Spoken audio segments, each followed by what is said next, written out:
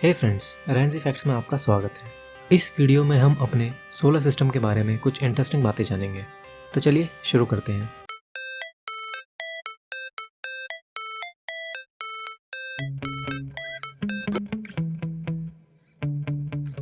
इंसान कई हजारों सालों से हमारे इस सोलर सिस्टम को स्टडी कर रहा है, पर साइंटिस्ट पिछली कुछ सेंचुरी से ही जान पाए हैं कि ये सोलर सिस्टम काम कैसे करता है। रोबोटिक एक्सप्लोरेशन के इस युग में अनक्रूड स्पेस क्राफ्ट्स को हमारे आंख और कान बनाकर अर्थ से बाहर भेजने का काम शायद 55 से 60 सालों से ही हो रहा है, और अभी भी स्पेस रोबोट्स का एक फ्लीट सन को ऑर्बिट करने वाले ग्रहों की खोज कर रहा है। यूनिवर्स में हमारे जैसे कई प्लैनेटरी सिस्टम हैं, जिसमें प्लैनेट एक होस्ट स्टार की परिक्रमा करते हैं। हमारे प्लैनेटरी सिस्टम को सोलर सिस्टम कहते हैं। ये सन के लैटिन नाम सोल पर रखा गया है, और जिसका लैटिन में पूरा नाम सोलिस। सन से रिलेटेड सभी चीजों को हम सोलर कहते हैं, जैसे solar energy, solar cooker, solar cell. हमारा planetary system Milky Way galaxy के आउटर स्पाइरल आर्म में लोकेटेड है। हमारे सोलर सिस्टम में हमारा स्टार सन और उसकी ग्रेविटी से जुड़े 8 planets, 5 drop planets, 200 plus moons, 11,13,527 asteroids, 3,743 comets हैं।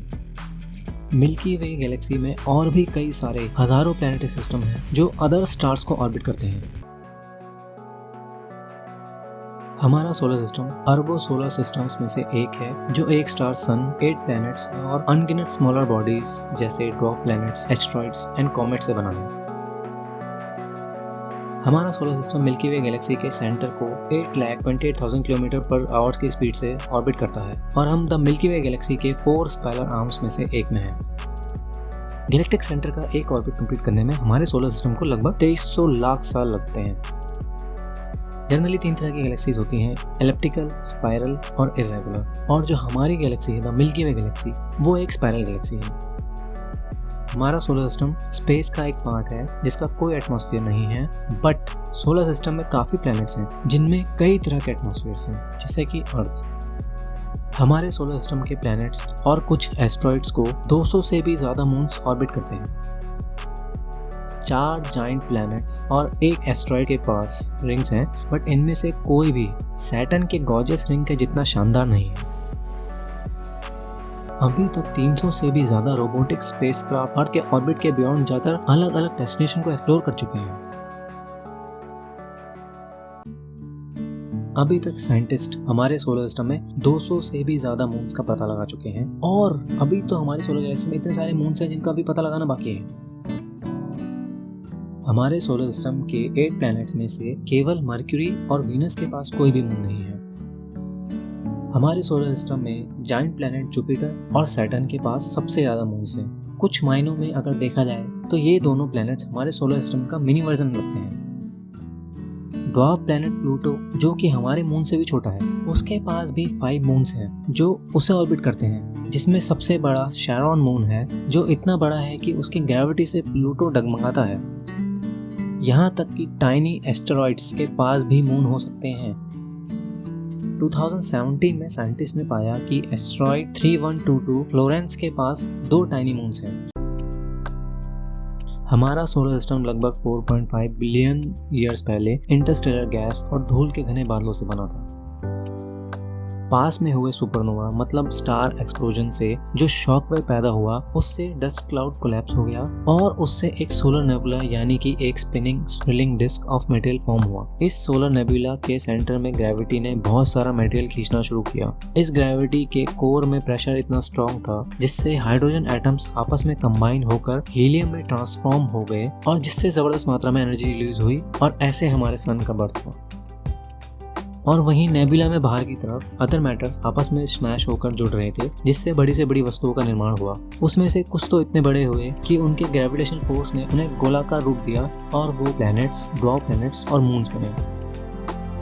एस्ट्रॉइड बेल्ट उन सब पीसेस और मैटर से बनी है जो कभी आपस में मर्ज नहीं हो पाए और प्लैनेट नहीं बन सके, और बाकी बचे हुए छोटे छोटे टुकड़े एस्ट्रॉइड्स, कॉमेट्स, मीटेरॉइड्स और स्मॉल इर्रेगुलर मून्स बने। हमारा सोलर सिस्टम 5 हिस्सों में बटा हुआ है, जिसमें हमारा star, sun, inner region, outer region, Kuiper belt और ओर्ट क्लाउड है। प्लैनेट्स एंड अदर बॉडीज का order and arrangement solar system के बनने की वजह से है।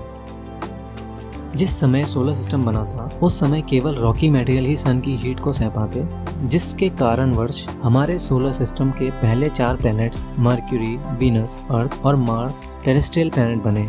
ये सभी प्लैनेट छोटे ठोस चट्टानी सतहों वाले प्लैनेट हैं और वहीं आइस, लिक्विड, गैस जैसे मटेरियल हमारे यंग सोलर सिस्टम के आउटर रीजन में सेटल हुए और ग्रेविटेशनल फोर्स की वजह से ये gas Giants Jupiter and Saturn और आइस जाइंट यूरेनस और नेपच्यून बन गए। हमारा सोलर सिस्टम सन के ऑर्बिटिंग 8 प्लैनेट से भी बहुत आगे तक फैला हुआ है। सोलर सिस्टम में काइपर बेल्ट भी आता है जो हमारे सोलर सिस्टम के लास्ट प्लैनेट नेपच्यून से आगे है। काइपर बेल्ट आइसी बॉडीज, ड्रॉप प्लैनेट्स, डस्ट और कॉमेट से बना हुआ है। The famous drop planet Pluto भी काइपर बेल्ट में आता है। काइपर बेल्ट के किनारे ही ओर्थ क्लाउड है। ओर्थ क्लाउड अंतरिक्ष मलबे के बर्फीले टुकड़ों से बना हुआ है जिसमें कुछ टुकड़े तो माउंटेन से भी बड़े हैं। ओर्थ क्लाउड सन से 1.6 लाइट ईयर की दूरी पे है और कमाल की बात तो यह है कि ये भी हमारे सन को ऑर्बिट करता है। साइंटिस्ट कहते हैं कि ओर्थ क्लाउड हमारे सन के ग्रेविटेशनल इन्फ्लुएंस की सीमा है, जिससे सन को ऑर्बिट करने वाले सभी ऑब्जेक्ट्स वापस सन के पास आ सकते हैं। अभी तक साइंटिस्ट का मानना है कि ओर्थ क्लाउड हमारा सोलर सिस्टम का आखिरी हिस्सा है और इससे आगे हमारा सोलर सिस्टम खत्म हो जाता है और यहाँ से हमारी मिल्की वे गैलेक्सी के अदर 100 बिलियन स्टार्स और इस यूनिवर्स के अनगिनत बिलियन गैलेक्सीज हैं। तो दोस्तों, आपको ये वीडियो कैसी लगी हमें कमेंट बॉक्स में बताइए। अच्छी लगी हो तो इस वीडियो को लाइक कीजिए, शेयर कीजिए और हमारे इस चैनल रेंजी फैक्ट्स को सब्सक्राइब कीजिए। Thanks for watching.